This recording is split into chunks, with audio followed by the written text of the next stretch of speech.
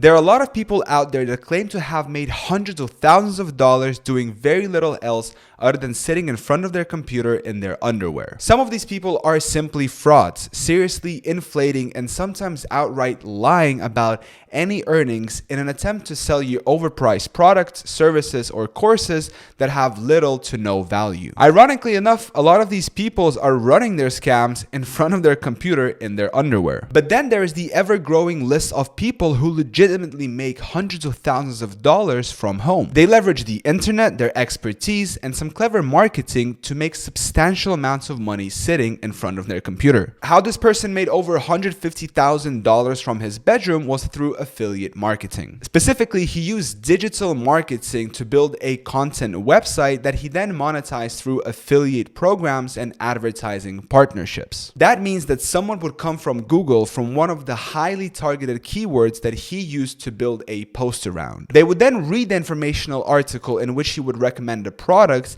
and then click through on an affiliate link. And if they bought something, he would earn a small commission. So very simply put, he made a website where people were looking information about which products to buy. And then every time they would click on one of his links, he would make money. Let's get into more detail. Number 1, niche and keyword research for an affiliate site. The first thing he did was establish a niche that would be profitable. Forget the idea of simply writing about what you love. If you want to make money with affiliate marketing, make sure that you write what can make you money. This is what this section is going to be for. He began with a specific niche that he thought would be a good fit, and then he started some serious research. At this point, he didn't know everything about the niche, but he thinks that you don't need to know anything if you want to start with a specific niche. Because within the first 20-30 posts, if done correctly, you can quickly become an expert in that niche. He would then search on SEMrush for keywords similar to best laptop for kids or best laptops under $200. Anything that someone who wants to buy something would search for. Laptop is an example, but he doesn't recommend using laptop because it's too saturated. The keywords that he focuses on also have to meet SEMrush criteria that he sets himself.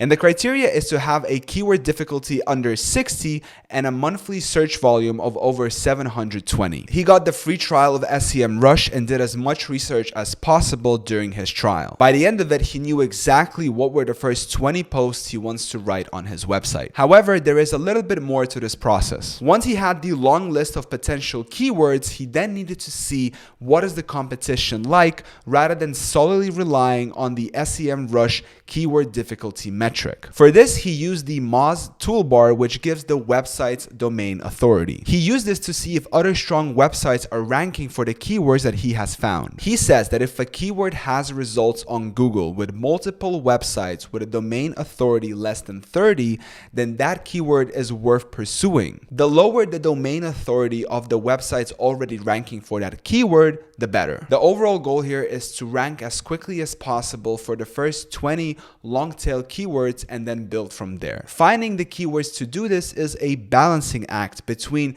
how many people are looking for this on a monthly basis versus how hard it is to actually rank for this keyword on the first page of Google. If you're thinking about starting your first site, don't be so strict on yourself, because he believes that the best thing that you can do is just to simply start, even if it's a super saturated niche, because the learnings that you can get from just starting are far more valuable than any monetary returns. Number 2, how he made a WordPress website for affiliate marketing. So once he found the niche and he had the plan for the website content, he then needed the website itself. He builds all of his websites using WordPress. WordPress allows for quick, simple websites to be built exactly to your liking. When building a website, there are a few things you want to consider, but I promise they're not as confusing as you might think. Domain name. The domain that he used was brand new, bought from Namecheap. It was a brandable domain that doesn't include any keywords but is relatable to the niche. For example, it was not bestlaptopreviews.org. Instead, it was a word that could easily be turned into a brand. Hosting. There are so many good hosting companies that you really can't go wrong. He kept it simple and he went with SiteGround. He says they have fantastic customer service and few great introductory offers. WordPress theme. A theme is what you use to style your website. He uses Genesis themes as they're lightweight, super customizable, and can be used on multiple websites. Content is a big one. This is where most of his efforts went into. He made sure that his first 20-30 posts were long, information dense, and in perfect English. It took him 5 months to publish 30 articles, but after that, the site took off and continually grew as he kept producing new content few times per month. He believes that you need to provide substantial value with your content. He likes to think of his website as a roundup of all the information available on the internet for that specific keyword. So when someone comes to his website, they might not know it,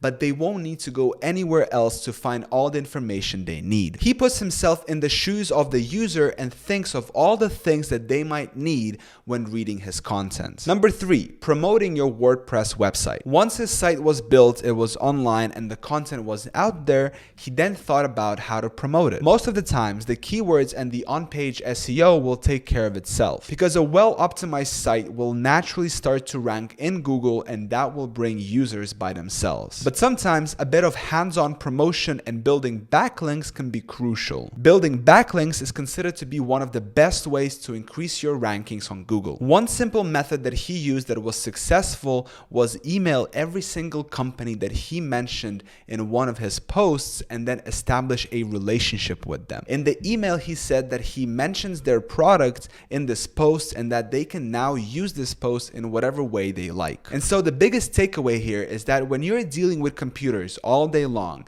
it is very easy to lose that human touch. But at the end of the day, behind the computers, there are people who are managing their businesses. And so if you're able to provide value for other people first and then reach out to them and tell them about it, they will then reward you in return. Selling your WordPress website. He worked on this site for roughly 5-6 hours a day for the first 3 months. He then put about 5 hours a week for the next 9 months. The work included replying to emails, creating new content, and reaching out to new people to work with. At this point, the website was averaging about $3,500 per month. And after about the first year, his priorities shifted. He started to spend less time on the website, which resulted in the decrease of revenue. So eventually he concluded that instead of letting the website die, he could sell it and reinvest the money into his next project. He could use his strong revenue numbers, high quality posts, and no shady practices to sell it for a respectable sum. He chose to sell his site through a company called Empire Flippers, who are an online business brokerage. After around 3 months of negotiation and talking to potential customers, it was agreed to sell the website for $93,000. When all the monthly earnings were taken into account, he made about $150,000 in total. Not bad for what amounts to be an extended side project. The greatest takeaway is that you can make a good living sitting in front of your computer and doing quality work. If you're willing to put in the time to learn new skills and create something that other people will want to use,